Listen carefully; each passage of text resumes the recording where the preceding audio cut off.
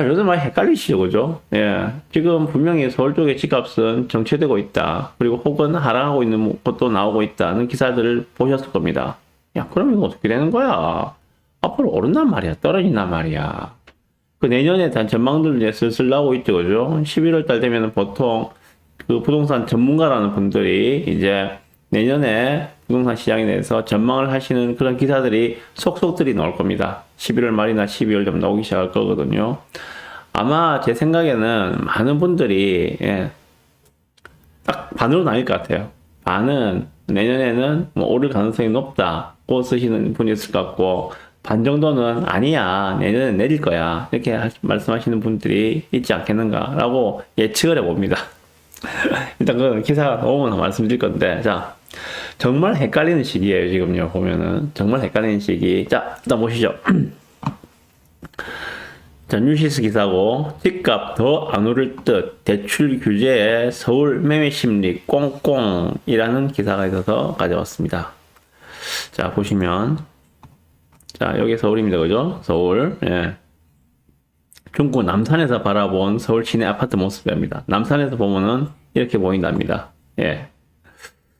자, 고강도 대출 규제로 인해 수요자들의 심리가 얼어붙으면서 서울을 비롯한 수도권의 각종 주택 매매 지표가 하락세로 돌아섰다라고 이야기하고 있습니다. 예. 원인을 뭘 보고 있습니까? 대출 규제. 강력한 지금 웬만해서는 대출을 안 나온다고 봐야 됩니다. 금리도 거의 5%라 보셔야 됩니다. 네, 어마어마하게 지금 대출 틀어막고 있는 상황이에요. 언제까지 갈지 모르겠지만은 저는 개인적으로는 그렇게 길게 가지는 않을 거야. 왜? 비정상적인 상황이니까. 그러한 비정상적인 상황들이 6개월, 1년 이런 식으로까지 지속될 수는 없을 것이다. 분명히 비정상적인 것은 정상적인 것으로 돌아올 수밖에 없다. 매매 심리가 이제 보합으로 들어왔다고 이야기하고 있습니다. 각종 주택 매매 지표는 하락세로 돌아섰다. 그리고 매매 심리 같은 경우에도 소비자 주택 매매 시장 소비 심리 지수는 보합으로 돌아섰다라고 하고 있습니다. 10월 달에 그렇게 이야기하고 있습니다.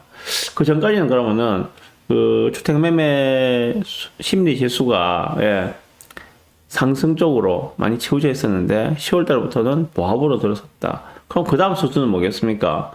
계속 보합으로 가든지 하락으로 갈 가능성이 높겠죠. 상승하다가 잠깐 이제 쉬어가는구만. 그래 보셔도 될 것 같고요. 어쨌든. 자, 매매 심리가 보합 국면에 진입한 것은 주택 가격이 상승 또는 하락이 아닌 현상을 유지하면서 안정적인 국면에 진입할 것이라는 전망이 많다는 의미이다. 라고도 이야기하고 있습니다. 그간 서울과 수도권을 중심으로 가격과 거래 상승이 주택 매매 소비 심리에 반영되어 왔는데 집값 상승 피로감 첫 번째 이유가 6월달, 7월달에 정말 많이 급등을 했었죠, 그죠? 그러한 집값 상승에 대한 피로감, 두 번째 대출 규제, 이 두 가지가 맞물리면서 하락 심리에 영향을 주고 있는 것으로 판단하고 있다. 그리고 이런 추세는 한번 정해지면 일정 방향으로 계속가는 경향이 있어 연말까지 소비 심리 지수는 떨어질 것이다 라고 분석을 했다고 합니다. 그래서 지금 집값은 앞으로는 적어도 연말까지는 더 올 것 같지가 않다 라고 이야기하고 있어요. 원인 두 가지였죠, 그죠? 6월달, 7월달에 급등한 집값 가격 상승에 대한 부담감, 그리고 대출 규제. 이 두 가지를 이야기하고 있습니다. 자, 그럼 같이 하나 보실 거 이거예요. 서울 아파트 전세가 변동률은 매매가의 2배를 넘고 있다. 그래서 전세가 상승은 계속 이어질 것 같다는 기사입니다. 무슨 말인가면은, 자, 전세값 상승률이 매매가보다 2배가 더 크다는 이야기예요, 지금. 보시죠. 1월에서 10월까지 서울 아파트의 경우에 1월에서 10월까지 매매 가격은 평균적으로 2.3%가 상승했습니다. 그런데 전세값은 5.8%가 상승했습니다. 2배가 넘죠. 2배가 넘게 지금 상승했다는 이야기입니다. 그리고 또한 서울 아파트의 월세 지수도 역대 최고치를 찍고 있다고 합니다. 이런 현상은 왜 나타날까요? 왜 월세로 사람들이 몰려가서 월세 지수를 올려놓을까요? 대출이 안 나온다 말씀드렸잖아요.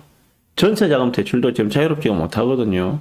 전세자금 대출 잘 안 나오니까 사람들이 울며 겨자 먹기로 더 비싼 이자를 내더라도 월세로 갈 수밖에 없는 것들이죠. 더군다나 지금 전세자금 대출금리 이자도 상당히 높아요. 4% 후반대거든요. 월세와 별반 차이가 없다고. 그러면 나오지도 않는 전세자금 대출 갖다가 기다리더니 그냥 조금 더 해서 월세로 가는 게 속 편하다. 그렇게 생각하는 사람들이 늘고 있고, 그러다 보니까 월세가 올라간다는 이야기죠. 결국 대출 규제에 매매 시장이 위축되면서 전월세로 이동이 가속화되고 있다. 그런 기사입니다. 이 두 가지 기사가 같이 보시면 돼요. 네. 지금 10월 달부터 서울에서는 매매 심리가 얼어붙었다. 그리고 사람들은 지금 전세로 혹은 월세로 몰려가고 있다. 그래서 앞으로도 전세가의 상승세는 계속 이어질 것이다. 이 두 가지 기사가 지금 이야기하고 있는 것은 바로 그 부분입니다. 밑에 내용 좀 보고 제가 들으신 말씀을 드려보겠습니다. 자, 올해 서울 아파트 전세 가격 변동률이 매매 가격 변동률보다 2배 이상 높은 것으로 나타났다라고도 이야기하고 있고, 대출 규제 강화로 당분간은 전월세 시장에 머무는 수요가 늘어나면서 전세값 상승 압력은 더욱 커질 수 있다라고도 이야기하고 있습니다. 뭐 수치는 앞에서 말씀드렸고요. 쭉 보시면은 전방위 대출 규제의 영향으로 9, 10월 서울 아파트 매매 거래량이 7, 8월 대비 절반 수준으로 줄었다. 다만 신축 공고를 통해 수요가 자연스럽게 분산된 상황이 아니어서 신축이 들어오면은 당연히 수요가 신축으로 몰려드니까는 그죠? 공급이 있으면은 수요가 그걸로 들어가니까는 분산될 수가 있는데, 그게 아니고 지금 수요를 억제해 놓은 상황이죠. 뭘로? 대출 규제로. 그러한 상황이기 때문에 오갈 데 없는 수요가 대체제인 전월세 임대차 이동하는 중이다 라고 이야기하고 있습니다. 집을 사고 싶어도 지금 대출이 안 나와서 살 수가 없는 상황이죠. 그러다 보니까 사람들이 안 되겠어, 지금 내 집 마련하기에 좋은 시기는 아닌 것 같아. 왜냐하면 대출이 안 나오니까. 그리고 또 왜냐하면 대출 금리가 매우 높기 때문에, 나온다 하더라도 대출 금리가 매우 높기 때문에 일단 이번 한 번은 전세로 들어갔다가 2년 뒤를 도모하자, 이런 사람들이 생기니까는 전세로 몰려가고 있는 것들이에요. 그래서 여기에 대해서 제 의견을 좀 말씀드려 보겠습니다. 당연히 이제 전월세 수요가 이렇게 늘어나게 되면은 전세가는 앞으로도 계속 오를 수밖에 없다라는 생각이 듭니다. 현재 서울의 전세 가율은 58.5%라고 하고 있습니다. 서울 전체 전세 가율이 58.5%라고 이야기하고 있습니다. 전세 가율이 뭔가 아시죠? 그죠? 전세 가율이 58.5%라는 이야기는 매매가 10억짜리 집에 전세가 5억 8,500이라는 이야기입니다. 평균을 이야기하고 있는 거예요, 이거는 지금. 네. 그러면은 평균적으로 서울의 전세 가율이 거의 60% 수준이라면은 전세가 상승은 매매가 상승으로 바로 이어질 가능성이 매우 높습니다. 지금 인위적으로 눌러놔서 그렇지 매매 거래만 할 수 있는 조건이 형성된다면은 바로 매매가 상승으로 직결될 가능성이 매우 높다고 보셔야 됩니다. 네. 그리고 서울 같은 경우에는 앞으로도 전세 가격이 더 올라갈 가능성이 높겠죠. 왜냐하면 서울도 마찬가지로 25년, 26년은 입주 물량이 매우 부족한 구간입니다. 특히 26년 같은 경우에는 역대급 입주 물량 부족 구간입니다. 서울 같은 경우에. 정말 장난 아니거든요. 엄청나게 작아요.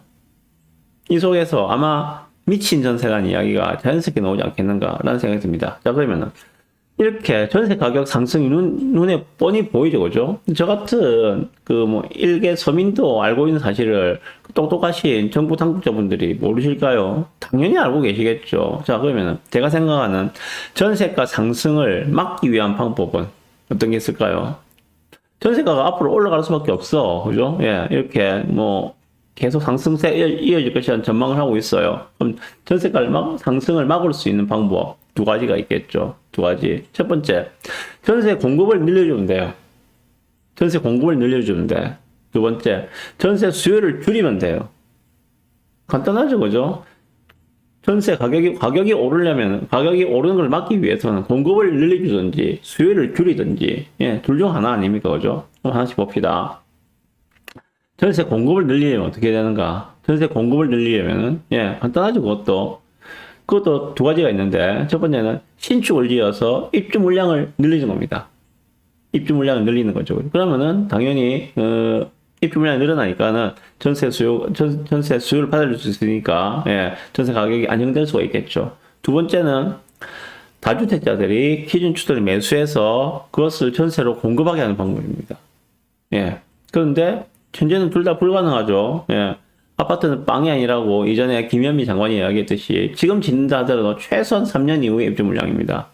그런데 내년, 내후년에 부족한 물량을 3년 뒤를 소급해서 가져올 수는 없지 않습니까? 그래서 물리적으로 전세 공급을 신축을 늘려서 전세 공급을 늘리는 방법은 불가능하다. 그리고 현재 정부의 스탠스는 다주택자들을 인정하지 않죠, 그죠? 인정하지 않습니다.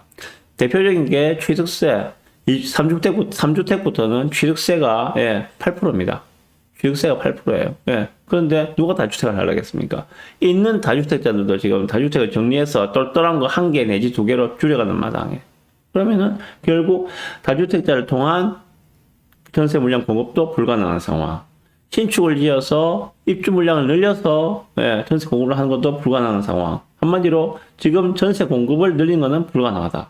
그럼 두 번째, 전세 수요를 줄이는 방법이 있겠죠, 그죠? 전세 수요를 줄이는 방법. 근데 전세 공급을 늘리는 거는 불가능하다는 게 확인되었으니까, 그럼 전세 수요를 줄이는 방법. 전세 수요는 어떻게 줄일 건가? 네, 첫 번째, 대부분이 지금 전세 자금 대출을 이용합니다, 그죠? 그러면 전세 자금 대출 금리를, 예, 한 7%까지 올리는 거예요.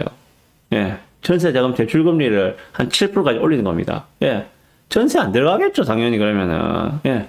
월세가 전세 전환을 따져보면은, 전월세 전환율을 따져보면은, 월세가 5% 초반 정도로 보시면 되거든요. 5% 초반. 당연히 월세로 가지. 누가 그 7%나 되는 전세 자금 대출 금리를 감당하면서 전세를 들어가겠습니까? 안 들어가겠죠. 그래서 전세 자금 대출 금리를 확 올려버리면 됩니다. 그죠? 또 두 번째 방법, 그런 것도 있게 생각해 볼 수 있겠죠. 전세 대출을 DSR을 보는 거예요. DSR. 예. 자기 소득에 따라서 전세 자금 대출 규모를 한정을 한다는 것들이죠. 소득이 얼마 안 된 사람은 전세 대출도 이만큼 해주는 거고, 소득이 좀 되는 사람은 한도 내에서 전세 대출도 좀 크게 해줄 수 있는 거고, 이렇게 DSR을 걸어버리는 거예요. 예. 그런 방법도 생각해 볼 수가 있거든요. 어쨌거나 이 두 가지 방법들, 전세 수요를 줄이기 위해서 생각할 수 있는 전세 자금 대출 금리를 확 올린다든지, 전세 대출에 DSR을 건다든지, 이런 것들은 둘 다 엄청난 저항을 가져올 수 있는 그런 정책이겠죠. 예. 사실상 정치적으로는 불가능한 정책이다 라고 보시면 됩니다. 자, 그러면 전세 공급을 늘리는 것도 불가능해. 전세 수요를 줄이는 것도 불가능해. 그럼 답은 뭡니까? 방법이 없다. 서울의 전세가 상승을 막을 수 있는 방법이 없다.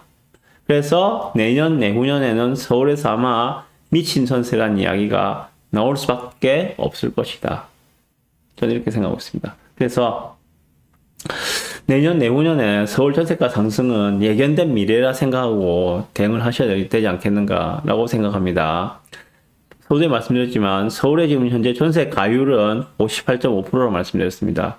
이런 상황에서 전세가가 상승을 해나간다면 매매가가 지금은 눌려져 있지만은 어느 순간에 튀어나갈 수밖에 없는 그러한 조건들, 필요 조건과 충분 조건이 다 마련되는 그런 상황이 올 수밖에 없을 것이다. 미리 대비를 하셔야 된다. 그 말씀을 드리고 있는 거예요. 부산도 큰 맥락에서는 크게 다르지 않습니다. 부산도 25년, 26년 입주 물량 부족 구간 다 알고 계시잖아요. 그죠? 예. 각각 1만 세대급이에요. 1만 세대급. 25년, 26년 입주 물량이 매우 부족한 구간입니다. 이런 속에서 당연히 부산도 그러면 전세 가격 상승이 예견된 미래라고 보시고 준비를 하시는 게 좋겠다. 만약에 꼭 나는 집을 살 생각이 없고 전세를 살아야 한다면, 예. 조금이라도 빨리 전세 계약을 하시고, 그리고 가능한 계약 갱신 청구권이 있어서 4년을 거주할 수 있는 형태로 그 주거 안정을 도모하셨으면 좋겠다. 그거보다 더 좋은 방법은, 예, 내지 말을 하는 거죠. 내지 말을 하는 거죠. 네. 이렇게 말씀드리고 첫 번째 기사 마무리하겠습니다.